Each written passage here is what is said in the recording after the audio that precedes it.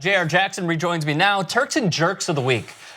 This has been the longest running segment, I believe, of TYT Sports. We have done it when toilet water was dripping down from the heavens above at an old studio, and now here we are in beautiful Los Angeles, California once again. So let's start with your jerk of the weekend. Really? Who is your jerk of the weekend? Well, okay, so this is obviously, I think this is probably many people's jerk of the week. This is the second week of the NFL season, am I right? Yes. This is the second week of the NFL season also that we've had a tie game in the That is NFL. correct. Horrible. Yeah, first week, of course, the Browns and the Steelers. This week we have the Packers and the Vikings. The jerk is the rule. Let's stop. Yes. And of course, other people are saying this NFL tie rule. Hear ye. Yeah, and it's been talked about. It's not like this is a new thing. We talked about, I think it was 08, 09 or so, when Donovan McNabb was involved in a tie game, and he goes, I didn't know anything about it. Didn't know the rules. Do you know why? Because he went to Syracuse. No, it's because Donovan McNabb is an athlete, and ties aren't necessary in football. Ties have happened in hockey, of course. It happens in soccer, right? Yes. They're okay with it. That's a thing, and it makes sense, and it's fine for them. It doesn't make sense in this sport. I agree.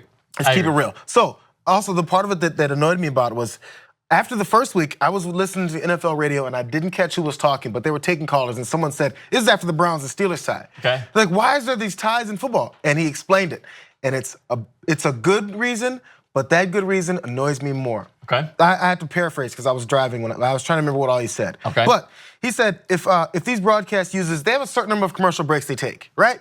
The main thing was the advertisers. First thing they said was it's a wear and tear on the players, and we're worried about them getting hurt. No, you're not.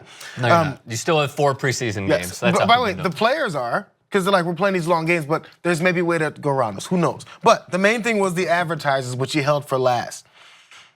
They have a certain number of advertisers that they take. Commercial breaks that they take. Yeah.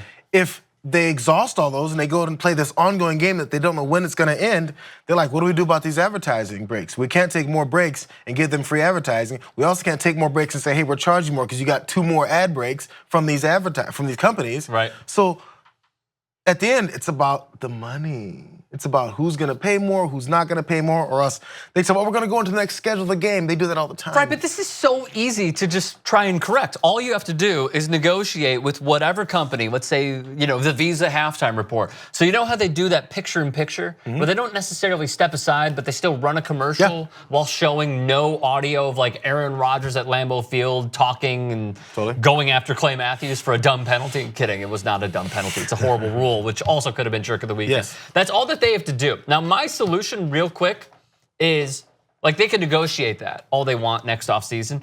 Go to college football rules. Can we just start at the 35 and just give both teams a chance? Like, if Stephon Diggs runs back a kickoff return for a touchdown, the game's over. Like, I understand, great play, one of the most exciting plays in football, if not the most exciting. Give both teams a chance, and then after 3 possessions each, if they're tied, go to 2-point conversions. Let's see the Statue of Liberty play. Let's see what sort of crazy tricks some of these coaches have up their sleeves. That's my solution to this. I can hear, but the problem, now this is what people have said when it comes to going to the college game, the college rules. Yeah. Is you're starting so close, the kickers are too good, and you're gonna have a constant field goal battle, which these guys aren't gonna miss 35-yard field goals.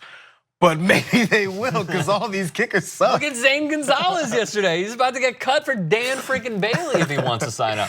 So it's a tough question. I get there's lots of factors, but I think it's becoming important enough that we need to start figuring out a way to eliminate this. All right, so here's my jerk of the weekend. Totally cool with what you did. My jerk of the weekend is someone who retired at halftime, week 2 NFL game.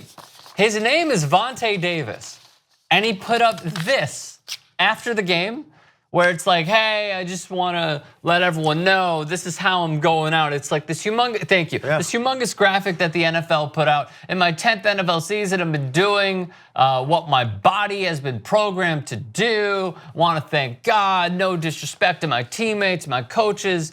Like, dude, you retired at halftime and you're a Pro Bowler. Are you bleeping kidding me? I'm not trying to be like, look, I meditate and I do this. I think everyone could be filled with enlightenment. And you have that epiphany where it's like, what are we doing here? why are we doing this? Why are we hitting each other? It's your 10th year. Don't you think you would have figured this out if it was like your 6th, your 5th? And yet Lorenzo Alexander, totally puzzled like the rest of us, speaking to the media post-game. Take a look. You've seen anything like that in your NFL Never career? have seen it ever. Pop Warner, high school, college, pros, never heard of it, never seen it. And it's just completely disrespectful to his teammates. Did he say anything to you Did as a he veteran? say anybody to He didn't anything? say nothing to nobody. He left? When did you find Yeah, out? you know as much as I know. I found out going in the second half of the game. Coming out, they said he's not coming out, he retired. Yeah. You know, I think I've had a good run. Can't believe this Why'd is you go to the wide disrespectful shot to the there? game. This is disrespectful to your teammates. This By the is way- the weirdest story I've ever seen. But you know he what? retires week 2. Yes, It wasn't even like, I'm injured, I hurt my neck, I hurt my back. There's all these My factors neck. that are involved with My this. back. There's all these factors that are involved. Okay. He's a Pro Bowl player. He's been around for 10 years in the Good NFL, player, like they man, said. out of Illinois. Good player. It's not like he's the type of guy who you'd consider soft or any of that stuff. He left at halftime of a game in Halftime. week 2, early in the season, already been through training camp and preseason, all that. That tells me this was serious, man. Of course. So- of course, I'm not saying it wasn't I'm serious. finding It's it just, hard. Weird. I'm finding it hard to fault him. Lorenzo Alexander can fault him all he wants because that's his teammate. And For he's sure. like, we're coming out in the second half, we're getting beat right now. For sure. And now they're currently 0-2. So I get their frustration. I can't be mad at Vontae, man, because the man has to live the rest of his life. This one line part of his long explanation All right, got real me. quick. Truthfully, I do not sacrifice anything. I do not because the season's long. It's more important for me and my family to walk away healthy than to willfully embrace the warrior mentality and limp away too late. They're getting pressured to always have to be these warriors, and he's like, I'd like to walk when I'm 40 years old. I know. Where was this 2 weeks ago? He was trying. Two He was weeks. trying to embrace that same warrior mentality. understand. He wanted to quit before this, but there was people telling him, "Don't be a this and a that and the 5 other I different." think everyone should have that sense of enlightenment. But my God, dude, it's the second week of an NFL season. Not only is he leaving money on the table, but he's letting down his entire team because he's a good corner. But he might let down It's his- not like Arian Foster with the Dolphins when he's like, yeah, kill that noise. I'm done with this. I've had like 5 knee surgeries. Like, I get that. He I pointed that out too. understand He's had tons of injuries. Turk of the weekend, who you got?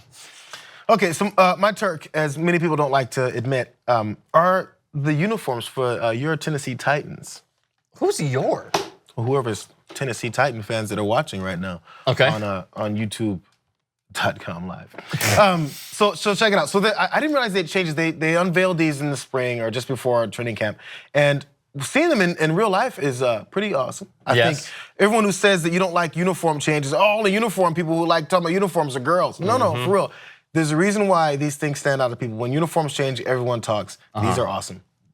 And didn't you bring up something about the Colts? Well, let's right? keep it real. There's a couple teams that need to do some changes Browns? as well.